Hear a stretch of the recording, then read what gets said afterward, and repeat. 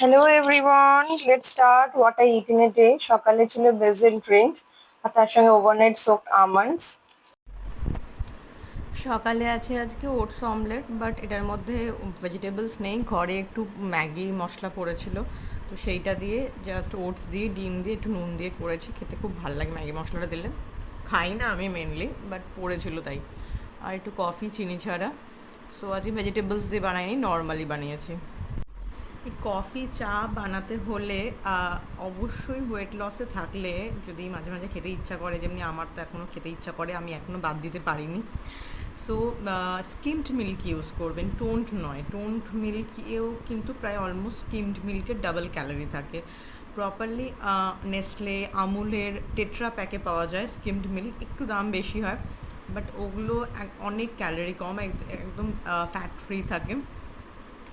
So coffee চা খেতে হলে স্কিমড মিল্ক ইউজ করবেন। জ্ঞানটাম দেওয়া হয়ে গেল। দুপুরে ছিল আজকে উচ্ছে আলু ভাজা, অনেকদিন পর কিছু খুব ভালো লেগেছে। আর সবজি দিয়ে মাছের ঝোল, মানে একদম মাছ ঢেকে গেছে সবজিতে। সন্ধ্যেবেলায় হাজবেন্ড আসার পর নর্মাল মুড়ি চানা দিয়ে, আর তার সঙ্গে কফি ছিল। নর্মাল নেসক্যাফে গোল্ড খাই আমি। আর দেন রাত্রেবেলায় ছিল ভাত, ডিমের অমলেট আর মুগ ডাল করেছিলাম। Bye, good night.